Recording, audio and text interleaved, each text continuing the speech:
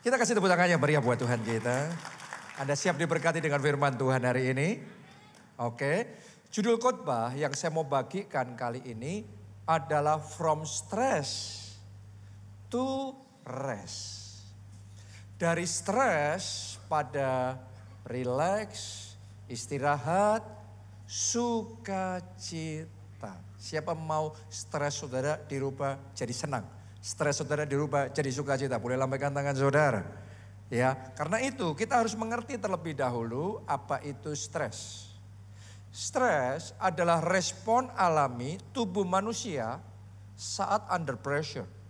Saat menghadapi tekanan, saat ada masalah yang kita hadapi, atau ada perubahan-perubahan yang terjadi di sekeliling kita. Respon naturalnya adalah stres. Itu sebabnya buat saudara semua yang lagi ngadepin stres, pahamilah stres itu tidak melulu sesuatu yang jelek. Ya, stres itu bukan berarti Anda orang lemah. Stres itu artinya Anda masih hidup. Selama kita masih hidup di dunia, selama kita masih mengejar impian-impian, ada tujuan-tujuan yang mau kita goalkan, maka tetap saja ada yang namanya stres. Dan sekali lagi, stres itu tidak selalu harus menjadi hal yang negatif dalam hidup kita. Jadi stres bisa positif, stres juga bisa negatif, tergantung pada cara pandang kita. Doa saya buat saudara semua jemaat keluarga Allah di tempat ini, Anda juga yang mengikuti secara online, melalui firman Tuhan hari ini, stres saudara dirubah dari negatif jadi positif. Amin. Stres yang negatif itu stres yang membuat kita jadi merasa putus asa dalam hidup ini. Kita jadi maunya menyerah dengan kehidupan kita. Tapi sebaliknya, stres itu bisa menjadi sesuatu yang positif.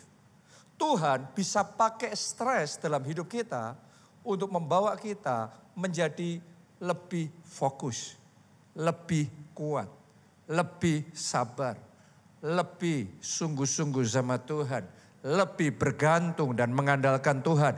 Lebih maju dalam hidup kita melalui stres. Jadi stres itu tidak melulu negatif. Stres itu bisa jadi positif. Coba Anda bayangkan seandainya atlet mau bertanding gak ngerasa stres sama sekali. Dia pelari, dia mau berlari dan karena gak ada rasa stres sama sekali, larinya santai aja. Gimana caranya dia akan menang di dalam pertandingan itu. Coba Anda bayangkan seandainya dokter gak ngerasa stres sama sekali waktu mau operasi pasiennya. Karena dia gak ngerasa stres, ya dia santai, pikirannya mengembara kemana-mana, dia gak fokus, bisa malpraktik di situ terjadi. Jadi ada certain degree of stress, ada stres tertentu, kalau kita bisa approach-nya benar, stres itu Tuhan bisa pakai untuk membuat kita lebih kuat, lebih baik, lebih maju, lebih berprestasi, lebih dewasa rohani, lebih luar biasa. Dalam hidup saya sendiri saudaraku, saya diizinkan mengalami kejadian-kejadian yang membuat secara manusia saya ngerasa stres. Saya under pressure. Tapi melalui semuanya itu, Tuhan kerjakan hal yang baik. Contoh ya, ketika pertama kali zaman dulu, saya pertama belajar berkhotbah. Selesai khotbah, saya ada di pintu luar dan kemudian menyalami jemaat ketika meninggalkan ibadah.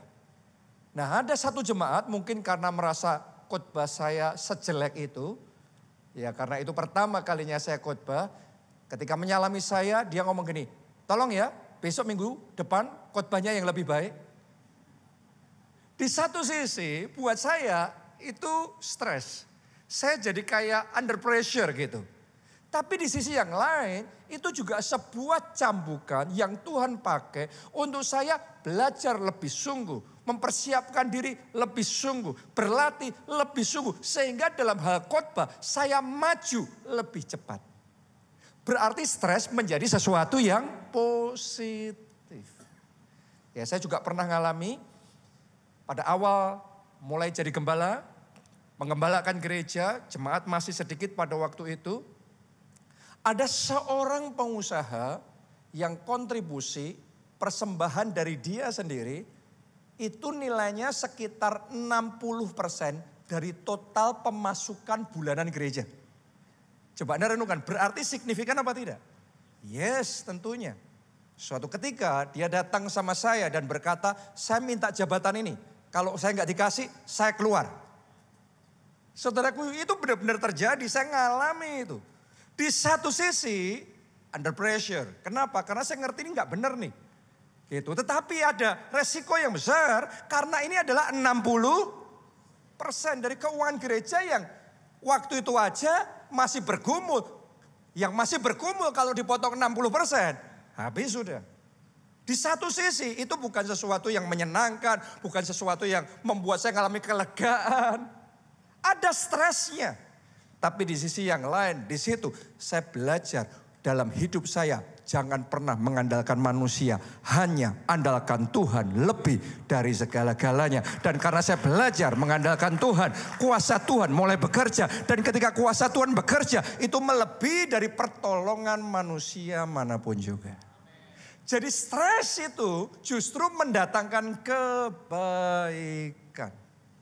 Saya juga pernah ngalami, saudaraku, pada waktu itu gereja kita di Jogja mau ngadain KKR. Jadi kita pasang spanduk di berbagai kota, di berbagai titik di kota tersebut. Tentunya nggak mungkin saya pasang sendiri kan ya. Jadi kita hire advertisement agency untuk bisa memasang itu. Ya intinya kesepakatannya di titik-titik di jalan-jalan ini aja. Cuma itu aja, garis besar aja. Ya, yang luar biasa dari sekian puluh spanduk yang dipasang, ada satu tukang kreatif banget, salah satu spanduknya dipasang di halaman parkirnya gereja lain. Pendetanya ngamuk berat, saudaraku. Jadi dia copot itu spanduk, hari Minggunya waktu ibadah, berapa kali ibadah dari pagi sampai sore, dia pajang spanduk itu besar-besar di mimbarnya. Dan dia maki-maki gereja kita. Dia maki-maki saya di depan seluruh jemaatnya. Setiap ibadah sekitar 15-30 menit dipakai untuk maki-maki kita. Sepanjang minggu itu saya dapat telepon dari mana-mana. Wah, ribut besar karena itu juga gereja besar pada waktu itu. Ya, dan saya masih umurnya 20-an tahun pada waktu itu. Darah muda saya mendesir, saudaraku. Di satu sisi itu membuat saya emosi.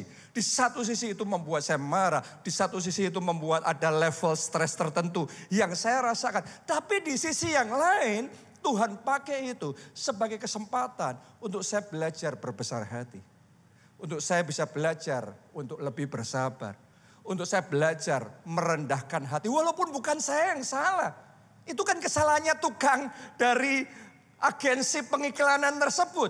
Tapi saya esoknya datang ke pendeta itu, datang ke gereja itu untuk minta maaf. Dan saudara tahukah saya ketika minta maaf 1 jam dimaki-maki oleh pendetanya, saudaraku. Ya, tapi ya sudah, kita dengerin aja, kita terima baik-baik. Dan saya bersyukur justru dari momen itu karakter saya dibentuk supaya lebih dewasa rohani. Supaya bisa lebih tahan banting. Sehingga ada kedewasaan yang menyenangkan hati Tuhan.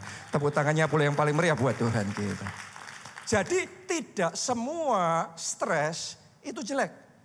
Kalau kita bisa mengapproach-nya dengan baik, maka stres yang jelek bisa jadi baik.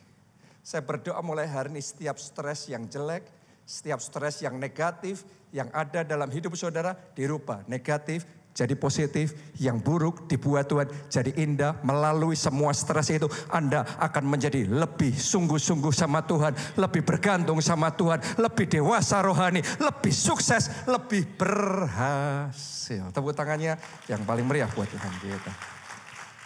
Nah, stres sendiri penyebabnya ada 2. Yang pertama faktor eksternal, yang kedua faktor internal.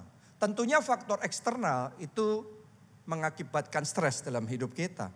Tetapi sesungguhnya faktor internal lah yang akan menjadi penentu apakah stres menjadi negatif atau stres menjadi positif.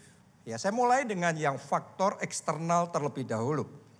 Ada 2 orang psikiater Amerika yang melakukan penelitian tentang kejadian-kejadian yang terjadi dalam kehidupan manusia dengan level stres yang ditimbulkannya. Misalnya kehilangan pasangan meninggal dunia, misalnya mengalami perceraian, misalnya dikeluarkan dari tempat kerja, kena PHK. Misalnya harus berhadapan dengan sakit penyakit. Atau mengalami berbagai macam kejadian. Jadi dia membuat satu tabel mana yang kejadian skornya besar. Skor stresnya tinggi. Mana yang skor stresnya rendah. Jadi ketika orang mengalami kejadian-kejadian itu, maka secara eksternal itu akan menimbulkan satu level stres di tahap tertentu. Apalagi kalau bukan cuma satu. Kadang-kadang yang kita alami bisa 2 kejadian sekaligus. Kadang-kadang yang kita alami bisa 4 kejadian, 5 kejadian sekaligus. Gak heran level stresnya jadi tinggi. Tapi sekali lagi itu faktor eksternal. Tentunya akan ada efeknya di dalam kehidupan kita. Cuma penentunya adalah di faktor internalnya kita. Bagaimana cara kita memandang stres itu. Bagaimana mindsetnya kita. Dan perspektif yang kita punya dalam hidup kita. Memandang kejadian-kejadian yang kita alami itu. Akan menentukan apakah kita stres atau hati kita bisa rest. Apakah kita jadi tegang atau kita tetap relax, kita tetap bisa happy, tetap bisa mengucap syukur. Dan hidup kita penuh sukacita. Ditentukan oleh apa? Cara pandangnya kita, perspektifnya kita, bukan kejadiannya itu sendiri, bukan faktor eksternal, tapi faktor internalnya kita. Jadi ada mindset tertentu yang membuat seseorang happy, ada mindset tertentu yang membuat seseorang lebih gampang stres. Ya, tahu nggak saudaraku? Nanti kita bahas lebih dalam, tapi sekarang sekilas dulu. Misalnya orang yang perfeksionismenya tinggi, ya biasanya level stresnya tinggi juga. Nanti kita bahas ya di belakang ya. Misalnya orang yang punya tendensi negative thinking. Jadi ngalami banyak kejadian tapi selalu kecenderungannya melihat sesuatu dari sisi negatifnya. Namanya juga semua kejadian dilihat dari sisi negatif. Level stresnya akan tinggi. Contoh lagi, orang yang punya tendensi overthinking. Sama-sama ngalami kejadian yang sama, kebanyakan orang ya sudah mikirnya medium. Tapi ada orang-orang tertentu mikirin kejadian yang samanya, mikirinya kelas berat. Dipikirinya siang dan malam. Padahal firman Tuhan ngomong, renungkanlah firman Tuhan siang dan malam. Tapi dia ngerenungin masalahnya siang dan malam. Gak heran, masalah kecil rasanya jadi berat. Masalah besar berat sekali. Karena overthinking. Jadi overthinking yang kadang-kadang masalahnya bukan pada masalah itu sendiri. Tapi masalahnya adalah cara kita memandang masalah tersebut yang menentukan apakah kita stres atau hati kita rest. Jadi melalui firman Tuhan hari ini doa saya, setiap stresmu dirubah menjadi rest. Mulai hari ini Anda gak tegang lagi, Anda gak lino-lino lagi, Anda gak depresi lagi. Mulai hari ini ada kelegaan, ada kekuatan, ada damai sejahtera, ada sukacita yang berlimpah-limpah dalam Yesus. Tepuk tangannya boleh yang paling meriah buat Tuhan kita. Siap untuk belajar mengubah stres menjadi rest? Kita mulai yang pertama. Kalau Anda mau mengelola stres, nomor 1, kelola tubuh saudara, fisik saudara. Artinya hidup sehat. Belajar untuk makan sehat. Belajar istirahat cukup. Juga olahraga. Kita harus tahu ada kaitan yang erat tubuh kita, kesehatan kita dengan stres kita. Kalau kita nggak jaga tubuh yang sehat, gaya hidupnya nggak sehat, pasti pengaruh level stresnya naik. Begitu Anda mulai belajar hidup sehat, sementara tubuh saudara mulai sehat, maka stresnya akan turun. Ya, jadi kita harus ngerti, manusia itu kita perlu mengembangkan gaya hidup sehat sehingga kita bisa memanage level stres di dalam hidup kita. Mari kita belajar dari Tuhan Yesus. Teladannya di dalam mengelola kesehatannya. Markus 6 ayatnya yang ke-31. Lalu ini Yesus berkata kepada mereka. Yesus ngomong sama murid-muridnya. Marilah ke tempat yang sunyi supaya kita sendirian dan beristirahatlah seketika. Boleh nggak semuanya katakan beristirahatlah? Disuruh apa? Beristirahat. Sebab memang begitu banyaknya orang yang datang dan yang pergi sehingga makan pun mereka tidak sempat. Karena pelayanan mereka lagi booming. Kemudian banyak sekali orang yang datang. Mereka sibuknya luar biasa. Sampai ditulis makan pun tidak sempat. Ya istirahat pun gak bisa. Jadi sampai di satu titik Yesus ngomong break dulu. Kita harus menarik diri ke tempat yang sunyi supaya kita bisa sendiri. Supaya apa? Bisa tarik nafas. Supaya apa? Bisa istirahat. Tadinya gak ada waktu makan. Sekarang harus makan. Saya ingin ajak saudara merenung. Yesus itu adalah Allah yang turun jadi manusia. Dia raja di atas segala raja. Dia Tuhan di atas segala Tuhan. Kalau Yesus saja jadi manusia merasa butuh istirahat. Siapa kita yang kebanyakan kerja? Ayo di sini. Siapa yang workaholiknya begitu rupa sampai merasa gak butuh istirahat, nggak butuh makan. Tubuh kita saudaraku, kalau kita hajar terus, kita paksa terus, setiap tubuh manusia punya batasannya. Anda paksa terus melampaui batasannya, sampai di satu titik akan kolaps. Karena itu hari ini firman Tuhan mengingatkan saudara, supaya jaga kesehatan. Anda jaga level stres saudara ketika Anda jaga kesehatan. Saya perhatikan ada orang-orang Kristen yang kadang-kadang terlalu rohani. Atau lebih tepatnya salah rohani. Ya, apapun yang dialami selalu nengking iblis. Jadi kalau lagi stres langsung masuk peperangan rohani.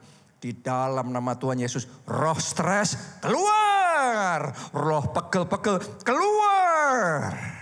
Nah, Anda yang di gereja ini Anda tahu, saya pun juga ngajar tentang yang namanya peperangan rohani. Tapi kadang-kadang dalam hal ini kita nggak butuh nengking roh jahat. Kita hanya butuh tidur. Kita hanya butuh tarik nafas. Kemudian menghembuskan nafas itu dengan iman. Mengeluarkan ketakutan kita. Mengeluarkan kelelahan kita. Kita butuh istirahat. Apakah saudara ingat Elia yang sempat mengalami stres? Karena dia ngadepin peperangan yang besar. Karena dia ada dalam kompetisi yang besar. Dia ngelawan 450 Nabi Baal. Luar biasa. Di satu sisi dia mengalami kemenangan yang besar. Mujizat yang besar. Tapi di sisi yang lain jiwanya capek. Sampai dia rasanya begitu desperate. Mau putus asa. Sampai kepikiran bunuh diri loh. Coba Anda renungkan, di saat yang sama mengalami revival besar, di saat yang sama suksesnya hebat, di saat yang sama jiwanya nggak kuat. Itu bisa terjadi loh. Belum tentu orang yang sukses itu selalu jiwanya solid. Kadang-kadang ada momen tertentu, orang sukses kayak gimana pun, jiwanya bisa ngerasa nggak kuat, overwhelmed. Pertanyaannya gimana caranya Tuhan memulihkan Elia dalam kondisi yang dia paling lemah dalam hidupnya. Alkitab mencatat Tuhan izinkan dia untuk tidur. Setelah tidur dia bangun, Tuhan kasih makan. Setelah makan selesai tidur lagi. Jadi kadang-kadang ada momen dalam hidup kita. Kalau Anda sudah terlalu capek, Anda hanya butuh tidur. Setelah tidur bangun. Bangun makan. Selesai makan tidur. Khususnya saya bicara sama orang-orang di Jakarta yang begitu rupa Anda memotivasi diri saudara sampai workaholic. Hari ini rema khotbahnya tidur. Karena memang ada momen tertentu itu yang dibutuhkan oleh tubuh kita. Gak peduli Anda butuh, Anda punya mobil semewah apapun. Mobil semahal apapun. Mobil pasti butuh waktu dia isi bensin lagi. Karena tangkinya sudah kosong. Anda hajar terus, ya mogok akhirnya. Benar apa tidak? Tubuh kita juga sama. Ada waktunya kita itu butuh di-recharge lagi. Butuh berhenti sejenak. Butuh istirahat. Ya, butuh tidur, butuh makan sehat. Tapi juga ada waktunya tubuh kita butuh olahraga. Ini yang namanya membangun gaya hidup sehat. Kemarin malam saudaraku tiba-tiba anak saya yang kedua masuk ke kamar. Terus kemudian tanya, Dedi punya makanan apa nih? Gaby butuh untuk menyalakan otak Gaby lagi gitu. Karena saya tanya, loh kenapa? Saya mau ngerjain PR, saya mau ngerjain tugas. Tapi kok otak saya gak bisa mikir. Saya butuh sesuatu nih. Saya tanya sama dia, loh kamu kan seharian tadi sepanjang siang. Kamu gak ada jadwal yang lain. Dia ngomong, ya sepanjang siang tadi saya bermalas-malasan di ranjang, saya di kamar, saya sendirian. Saya ngomong sama dia, ya itu masalahnya. Tubuh kita itu diciptakan untuk bergerak. Kalau kita waktunya tidur, waktunya enggak tidur lagi. Nah itu jadi masalah lagi saudaraku. Ya, kalau Anda sepanjang hari mengurung diri, sendirian di kamar, nggak ngapa-ngapain, badannya nggak bergerak, cuma berbaring saja, pasti stres. Saya ngomong sama anak saya, coba sekarang yang kamu butuhin, kamu jalan aja, kamu olahraga sedikit. Dia nurut saudaraku, dia olahraga 15 menit, 30 menit. Setelah itu saya keluar kamar, saya ketemu dia, saya tanya, gimana? Dia ngomong, it's working. Ternyata mujarab juga. Ternyata ketika dia yang seharian cuma rebahan, manusia zaman sekarang penyakitnya rebahan. Terus kemudian dia mulai berolahraga. Tiba-tiba tubuhnya mulai hidup kembali. Otaknya mulai aktif kembali. Pikirannya mulai tajam kembali. Ini yang namanya gaya hidup yang sehat. Ketika kita mengembangkan gaya hidup yang sehat, maka stresnya kita akan turun. Happiness-nya kita akan naik. Doa saya untuk kita semua di tempat ini, Anda yang ikut ibadah secara online. Dalam nama Yesus, mulai sekarang stresnya turun, senangnya naik, sukacitanya melimpah. Tepuk tangannya yang paling meriah buat Tuhan kita yang luar biasa. Seorang CEO perusahaan teknologi di Singapura, Anda tahu kan, orang Singapura itu kerjanya gila. Makanya di banyak negara kayak Singapura, Jepang, level stresnya tinggi sekali. Ya dia sampai dalam tahap burnout. Dia sampai dalam tahap depresi. Kelelahan yang luar biasa. Tapi di momen itu dia mulai datang mendekat sama Tuhan. Sampai akhirnya Tuhan memulihkan hidupnya. Dan dia ngomong begini. Dulu saya itu berpikir Tuhan akan bekerja ketika saya bekerja. Sekarang saya sadar Tuhan juga bekerja bahkan saat saya tidur. Alkitab yang mengatakan Tuhan memberkati orang yang dicintainya pada waktu tidur. Buat Anda semua doa saya, waktu kerja Anda diberkati. Tapi waktu istirahat, waktu tidur berkatnya melimpah. Tepuk tangan yang meriah buat Tuhan kita yang luar biasa. Amin. Dengan pemahaman itu saudaraku, dia mulai mengembangkan dua macam disiplin. Yang pertama disiplin kerja, yang kedua disiplin istirahat. Buat saudara yang mungkin jarang kerja, bahasa halusnya dari malas saudaraku. Anda harus disiplin kerja. Tapi buat Anda yang kebanyakan kerja, sudah over kerjanya. Hari ini Anda harus ambil keputusan disiplin istirahat. Itu juga adalah disiplin yang kita butuhkan dalam hidup kita. Seorang ahli bedah saraf internasional yang terkenal namanya Dr. Ben Carson. Karena pasiennya begitu banyak, dia itu seorang workaholic sejati. Setiap hari dia kerja, jam kerjanya aja 20 jam per hari. Jam kerjanya aja. Jadi dia nge-push tubuhnya begitu rupa sampai di tahap tertentu breakdown. Ya sampai di tahap tertentu dia sudah kayak kehilangan kendali sama emosi dan jiwanya. Dia jadi gelisah, dia jadi sensitif, dia jadi gampang marah, uring-uringan. Orang kalau sudah di tahap seperti itu, biasanya perspektifnya sudah nggak imbang lagi. Sampai di satu titik dia sadar. Dia anak Tuhan juga saudaraku ya. Dia sadar, dia mulai membalance kembali kehidupannya. Dia mulai menambah waktu untuk istirahatnya. Dia mulai setiap bangun tidur, dia utamakan Tuhan terlebih dahulu. Dia datang sama Tuhan dalam doa terlebih dahulu, dalam pujian dan penyembahan. Dan sampai di titik tertentu dia dipulihkan. Kemudian dia berkata begini, sekarang saya sadar, tidur itu bukan buang-buang waktu. Tapi tidur itu momen recharge. Itu momen di mana tubuh kita dipulihkan kembali.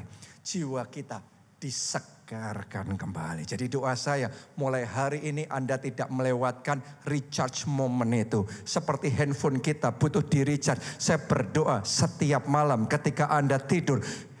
Tubuh saudara juga di recharge oleh Tuhan. Terlebih lagi jiwa saudara juga dipulihkan, disegarkan. Dan kekuatan yang baru mengalir di dalam hidup saudara. Kita kasih tepuk tangannya. Mulai yang paling meriah buat Tuhan kita.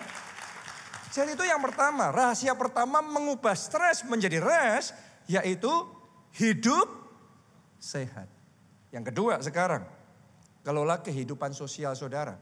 Kalau Anda mau mengelola stres saudara, bangun hubungan yang harmonis dengan orang-orang di sekeliling saudara. Hubungan saudara sama keluargamu, hubunganmu sama teman-temanmu, sama rekan kerjamu, itu menentukan apakah Anda stres atau Anda bisa relax, bisa happy, bisa bahagia dalam hidup saudara. Karena itu kemampuan, skill di dalam membangun hubungan dengan orang-orang di sekeliling kita, itu kita butuh tingkatkan. Ya, Alkitab sendiri yang memberitahu kita, Tuhan menciptakan kita bukan untuk sendiri. Alkitab ngomong tidak baik manusia seorang diri. Ayo yang banyak sendirian. Apalagi kita hidup di zaman tambah modern, teknologi tambah canggih, benar serba membantu kita. Tapi bahayanya banyak orang merasa kesepian. Ya, dan ini terjadi di Jakarta, di Singapura, di Korea. Terjadi epidemik yang seperti ini. Orang merasa kesepian. Alkitab sudah ngomong gak baik. Manusia seorang diri.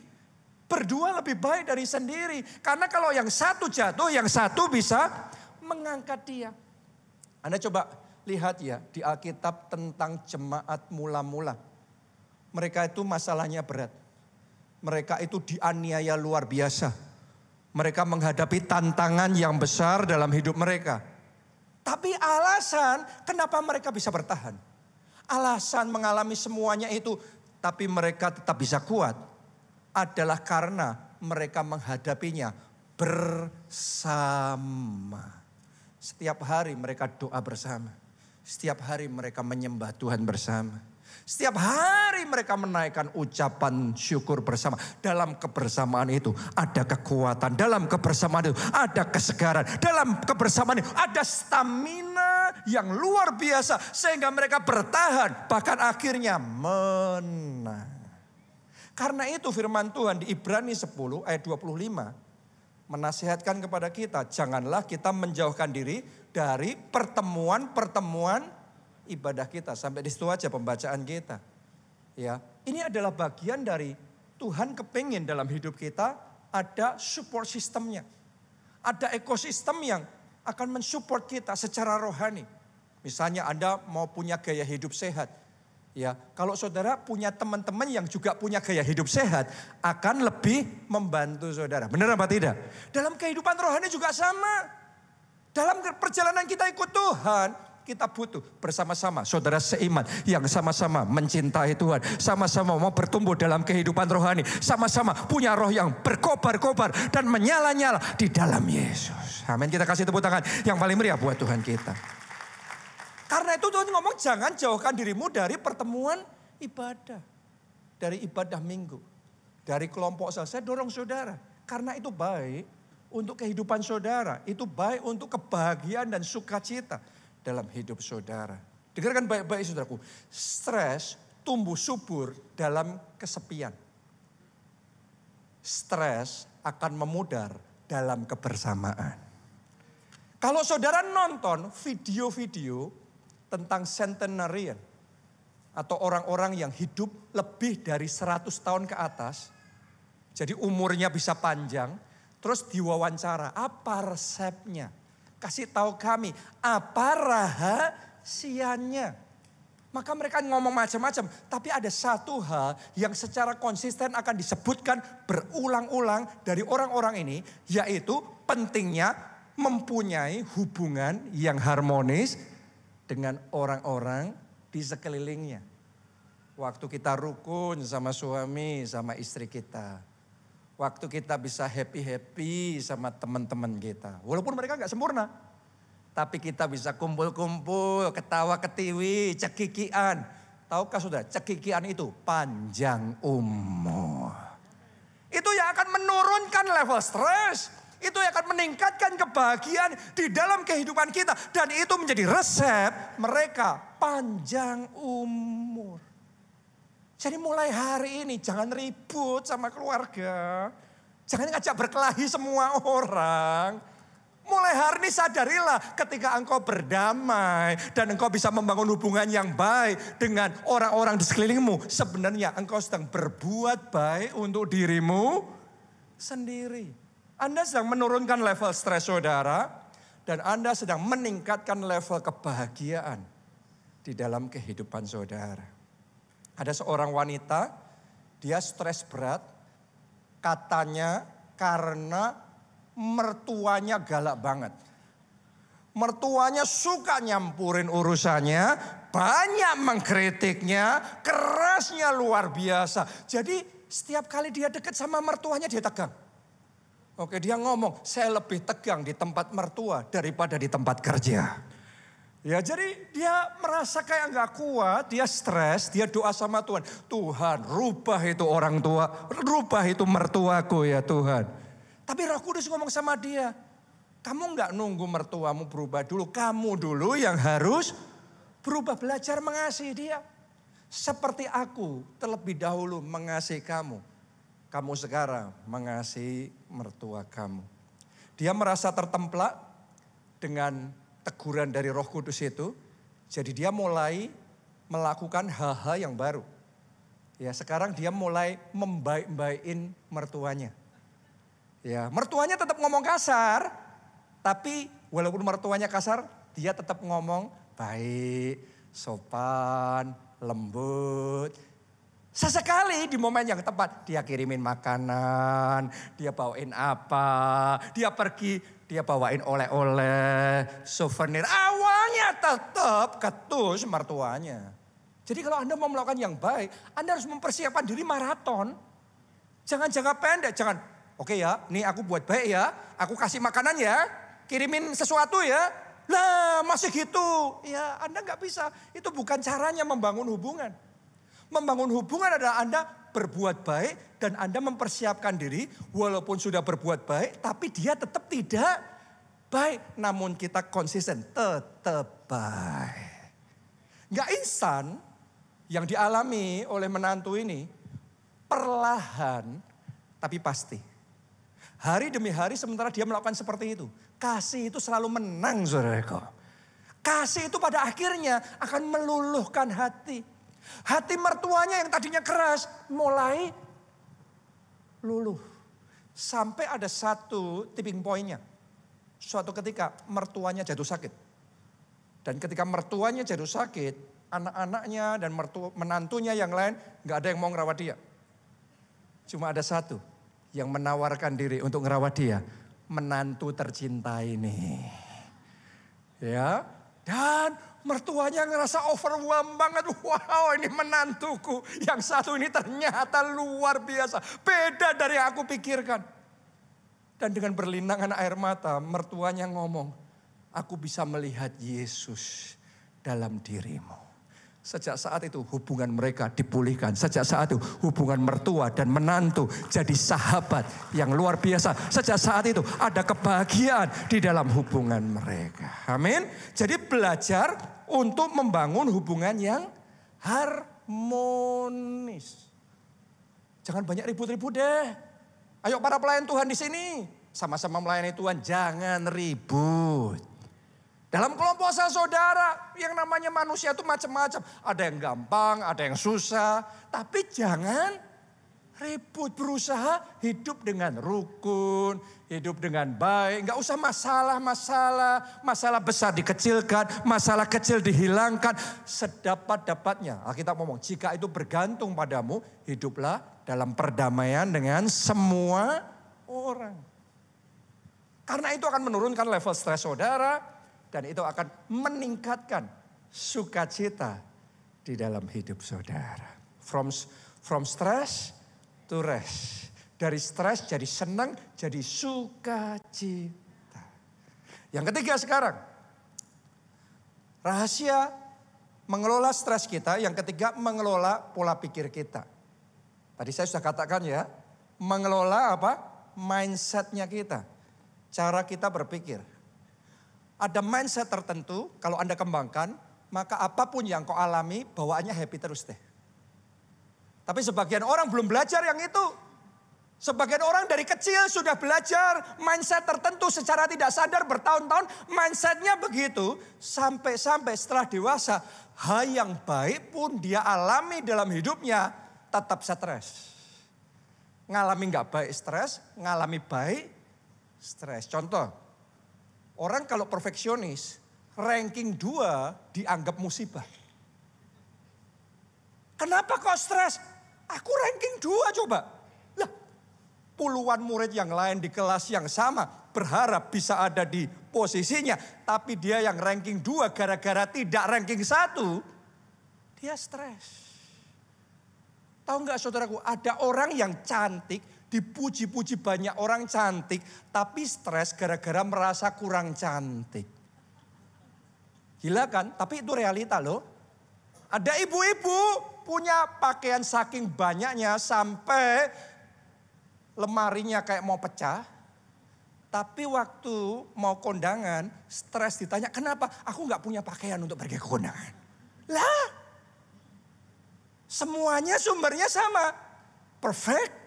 Perfeksionis kita kalau belum dewasa, maka akan meningkatkan level stresnya kita. Contoh lagi, ya, negative thinking. Orang kalau sudah bawaannya negative thinking, maka dia akan gampang stres.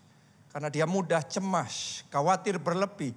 Dan selalu melihat setiap peristiwa dari sisi negatifnya. Tahu nggak saudaraku? Ada orang, saya tahu, tinggal rumahnya kayak istana. Ya, berkat Tuhan melimpah dalam hidupnya. Nggak kekurangan apapun. Butuh mobil, Tuhan kasih mobil yang terbaik. Sakit dia, tapi bisa ke Singapura. Terima treatment dari hospital terbaik di dunia. Ya, punya anak-anak, sayang dalam hidupnya. Sayang dan support orang tuanya. Tapi tetap tidak happy. Selalu kepikirnya ininya, itunya. Pokok semuanya dipikirin seolah-olah merasa paling susah, paling menderita. Coba Anda bayangin kalau orang yang hidupnya di istana aja, tidak bisa bahagia, rumahnya kayak istana aja. Nggak bisa bahagia, berkat Tuhan begitu melimpah aja. Nggak bisa bahagia. Itu yang salah bukan berkatnya. Yang salah adalah pola pikirnya. Jangan-jangan Anda stres-stres sekarang itu karena mindsetnya. Yang putih, mujizat besar pun dikecilkan begitu rupa, cuma titik aja. Kecil sekali. Tapi masalah setitik kecil aja di zoom besar sekali. Sampai kita ngerasa betapa besarnya masalahku. Makanya nggak bisa happy. Nggak bisa sukacita. Jadi hari ini saya ingin ajak saudara. Rubah mindset saudara. Saya berdoa di dalam nama Yesus. Mindset yang negatif, mindset yang salah dipatahkan. Dihancurkan, yang negatif diganti positif. Pikiran saudara diisi dengan firman Tuhan, diisi dengan pikiran Kristus. Dan pikiran Kristus yang mendatangkan sukacita yang berlimpah-limpah. Tepuk tangannya pula yang paling meriah buat Tuhan. Jadi hidup ini sama-sama ngadepin masalah besar. Mindset kita menentukan stres apa happy. Daud ngadepin Goliat. Goliat besar.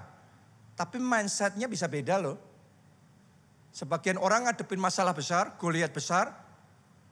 Berpikirnya, mindsetnya adalah wah Goliat besar sekali. Dia tidak terkalahkan. Mati aku. Langsung stres. Benar nggak? Karena Goliatnya besar. Tapi Daud, lihat nih, belajar saudaraku ya. Ini mindset loh saudaraku. Goliat yang dihadapi Daud sama dengan yang dihadapi tentara Israel lainnya berbeda. Goliatnya persis sama. Goliatnya sama, tapi mindsetnya Daud. Wih, besar banget nih Goliat. Tapi kalau aku lempar batu ini pakai ketapel, saking besarnya dia, nggak mungkin meleset, pasti kena, mati dia. Makanya gagah Daud. Goliatnya sama, Raja Saul dan tentara yang Israel lain stresnya luar biasa. Tapi Daud semangat maju. Waktu Goliat maju, yang lainnya ngumpet. Waktu Goliat maju, kita mencatat Daud berlari mendatangi Goliat. Kenapa? Mindsetnya berbeda. Jangan-jangan Anda ngumpet selama ini dari masalahmu karena mindsetnya salah. Jangan-jangan Goliat yang sama, masalah yang sama yang kau hadapi di dalam kehidupanmu. Tetapi kalau mindset saudara dibaharui dengan firman Tuhan, maka akan ada keberanian, maka akan ada kekuatan ilahi, maka akan ada sukacita, semangat. Dan di situ kuasa Tuhan bekerja dan ada kemenangan. Oh, lebih meriah lagi tepuk tangannya buat Tuhan kita yang memberi kemenangan. Mari kita lihat ya mindset firman Tuhan. Roma 5. Ayat yang ketiga. Dan bukan hanya itu saja. Kita malah bermegah dalam kesengsaraan kita. Aneh nih. Bukan bermegah dalam prestasi, dalam kesuksesan, dalam berkat. Tapi bermegah dalam kesengsaraan kita. Bermegah dalam masalah-masalah yang terjadi. Penderitaan dan tantangan yang kau alami dalam hidupmu. Ini firman Tuhan loh. Makanya mindsetnya belum sesuai kan. Kalau belum sesuai dalam firman Tuhan, banyak stresnya, layak, pantesan. Hari ini baharui mindset saudara dengan mindset firman Tuhan. Ini mindsetnya Daud nih, ini mindset firman Tuhan nih. Ngadepin kesengsaraannya sama, tapi ditulis bermegah dalam kesengsaraan. Kenapa? Kenapa? Nah ini mindsetnya nih. Karena kita tahu bahwa kesengsaraan itu menimbulkan ketekunan. Justru melalui masalah. Sekarang kita lebih tekun dalam doa. Lebih tekun di dalam ibadah. Lebih tekun untuk mengandalkan Tuhan. Lebih sungguh-sungguh di dalam Tuhan. Lebih berjuang karena ngadepin masalah. Karena sudah dilabeli kamu gak mungkin sukses. Sekarang kita jadi semangat. Aku akan buktikan omongan orang-orang itu salah. Aku bisa berhasil bersama Yesus. Bisa. Artinya melalui kesengsaraan, melalui penindasan, penganiayaan, karakter saudara bertumbuh, iman saudara semakin besar. Anda justru melangkah melakukan perkara-perkara yang mustahil bersama Yesus dan kemuliaannya nyata. Oh, lebih meriah lagi buat Tuhan yang memberi kita sukacita yang luar biasa dalam hidup kita. Suatu ketika saudaraku, ada seorang ibu yang ekonomi keluarganya sedang jatuh. Coba Anda renungkan, kalau keluarga ekonominya sedang jatuh. Seringkali banyak hal jadi salah. Hatinya jadi berat. Benar? Anda bisa bayangkan ketika dia harus berhadapan dengan debt collector. Dia harus berhadapan dengan berbagai macam tagihan dan gak ada kemampuan. Keadaan seperti itu tidak pernah menyenangkan. Itu adalah titik paling rendah, titik paling gelap dalam kehidupannya. Tapi yang luar biasa dari ibu ini saudaraku adalah justru di momen seperti itu dia ngajarin anak-anaknya, ayo kita belajar bersyukur sama Tuhan. Jadi tiap hari dia menulis yang dia sebut dengan daftar syukur. Ya, walaupun mungkin gak banyak yang dia bisa syukuri. Tetapi dia ambil keputusan tiap hari tetap bersyukur. Dia ajak anak-anaknya untuk bersyukur. Bahkan sekalipun yang Dia bisa tulis di situ hanya, terima kasih Tuhan. Paling tidak kami masih bisa bernafas hari ini. Terima kasih Tuhan karena kita nggak sakit. Di tengah ngadepin semuanya ini, kita tetap sehat. Saya tetap sehat, anak-anak tetap sehat. Terima kasih Tuhan walaupun nggak ada sayur, nggak ada lauk, nggak ada daging. Tapi paling tidak di rumah cuma ada nasi putih. Masih ada nasi putih. Terima kasih Tuhan. Anda bisa memilih loh, cuma ada nasi putih atau masih ada nasi putih. Itu mindset. Nasi putihnya sama, mindsetnya yang berbeda. Yang satu mindset stres, yang satu mindset ucapan syukur. Saya berdoa dalam hidup saudara, di tengah semua keterbatasan yang Anda alami dalam hidupmu, bukan mindset menderita, tapi mindset ucapan syukur. Dan tahukah saudara, ucapan syukur itu menyenangkan hati Tuhan. Setahun kemudian keluarga ini dipulihkan. Ekonominya diangkat dan mereka diberkati Tuhan luar biasa. Tapi anak-anaknya ngomong sama mamanya, Mama, sebenarnya setahun terakhir ini adalah masa terindah dalam keluarga kita. Masa di mana hidup itu begitu berarti dan penuh dengan sukacita. Artinya gini, di tengah kejatuhan mereka bukan stresnya paling berat, tetapi sukacitanya paling tinggi. Saya berdoa di momen tergelap dalam hidup saudara, Anda tidak membiarkan stres yang menggilas kehidupanmu, tapi Anda mengalami sukacita ilahi dari surga dan damai sejahtera yang melampaui segala akal bertahta di dalam hati saudara. Tepuk tangannya paling meriah buat Tuhan kita. Gereja kita saudaraku ya, mungkin Anda sebagian sudah dengar. Sekitar 1 bulanan terakhir menghadapi tantangan yang tidak mudah. Karena proyek pembangunan Bukit Doa Holy Land atau yang kita sebut HE, Holy Land Experience Indonesia, sudah jalan 1,5 tahun tapi tiba-tiba menghadapi tantangan. Ada pihak-pihak yang intoleran memprotes, sekalipun perizinan sudah lengkap semua, tiba-tiba bupatinya ngeluarin SK, surat keputusan menunda pembangunan tersebut. Nah sekarang nih masalah nih ada nih, muncul nih. Dan masalahnya belum selesai sampai hari ini. Tetap jalan nih. Tapi tahukah saudara, saya ngadepin semuanya itu bisa punya 2 pilihan. Tergantung mindset saya. Kalau mindset saya, waduh ini masalahnya berat sekali nih. Masalahnya gak terselesaikan kayak Goliat ini. Wah gak selesai nih masalah nih, habis nih. Saya stres. Tapi ketika saya bisa berpindah, mindsetnya berubah. Saya mulai melihat justru gara-gara masalah ini, maka Bukit Doa Holy Land itu viral. Influencer baik Kristen, non-Kristen, yang nasionalis, yang dari agama seberang meliput tentang Bukit Doa Holy Land ini. Ternyata masalah ini cara Tuhan untuk mempromosikan Bukit Doa Holy Land secara gratis dan masif. Tuhan bekerja luar biasa. Maka dalam sekejap stres berubah jadi rest. Berubah jadi ucapan syukur dan sukacita. Apakah kelihatan wajah stres sekarang? Ini wajah santai, wajah rileks, sukacita. Jadi bukan karena masalahnya kita stres. Mindsetnya terhadap masalah itu yang menentukan. Anda tegang atau Anda bisa rileks. Anda jadi tertekan, stres, atau Anda bisa santai dan penuh dengan sukacita di dalam hidup saudara. Yang terakhir, yang keempat, untuk kita menjaga supaya level stres kita terkelola dengan baik, belajar bersandar pada Tuhan. Pada akhirnya balik sama Tuhan. Yang pertama bersandar pada hadiratnya.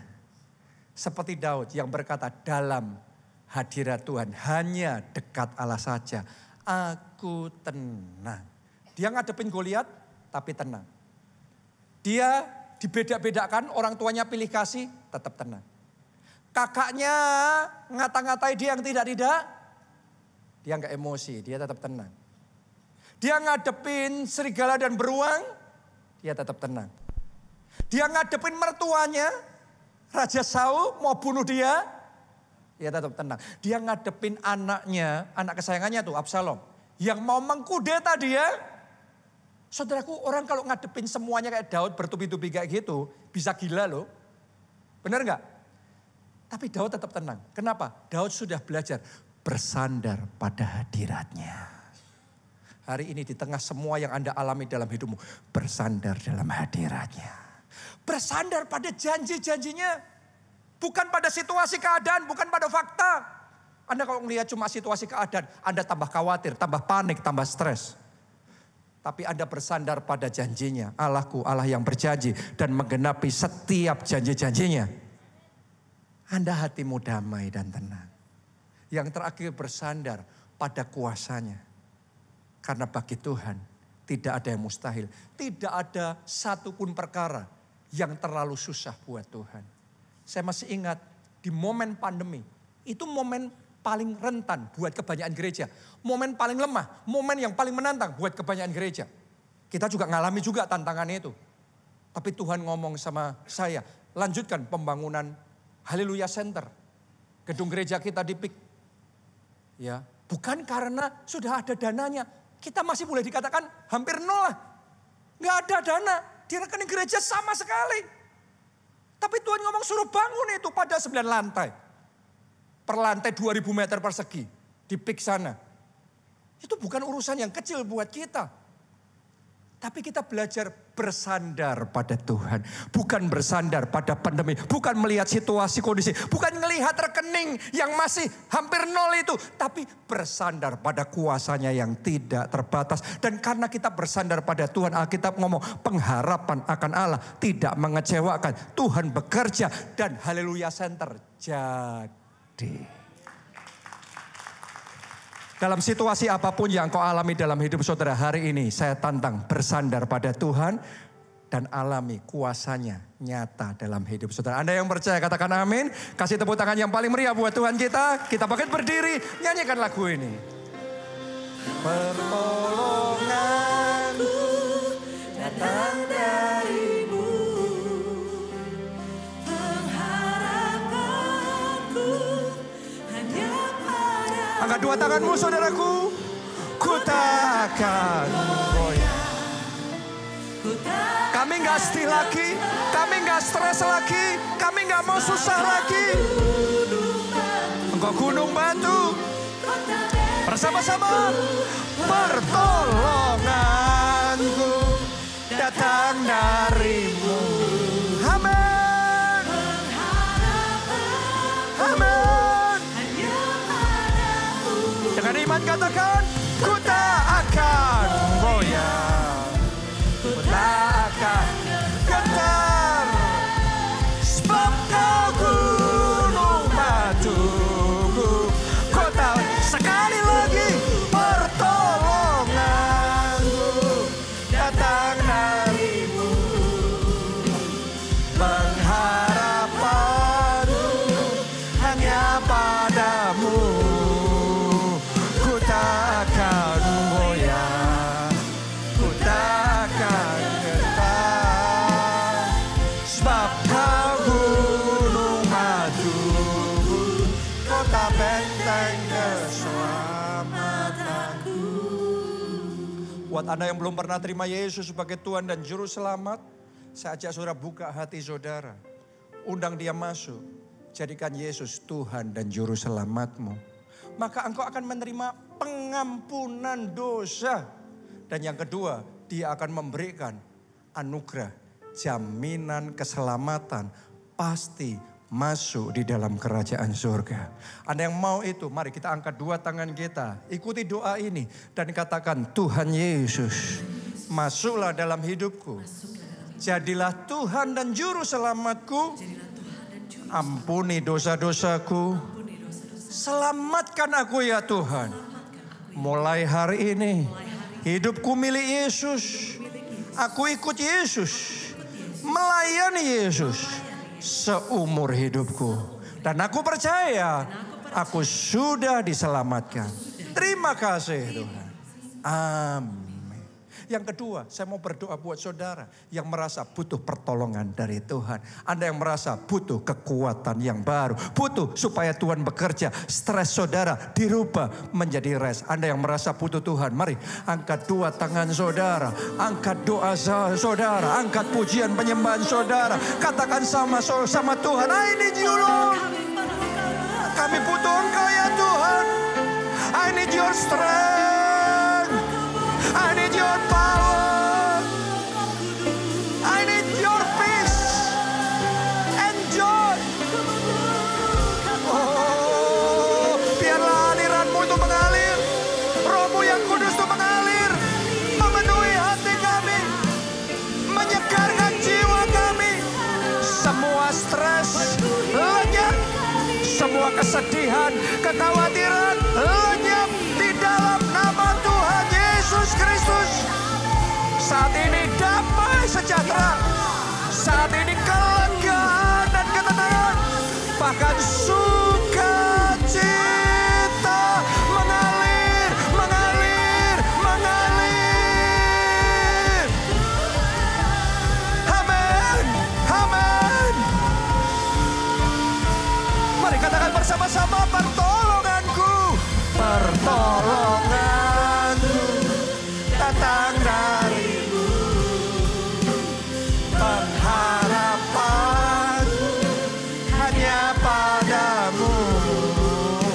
Ku tak akan goyah, ku tak akan gentar, sebab Kau gunung batuku, kota benteng keselamatanku. Sebab Kau gunung batuku, kota benteng keselamatanku. Sebab Kau gunung batuku, kota benteng keselamatanku. Oh haleluya. Terima kasih.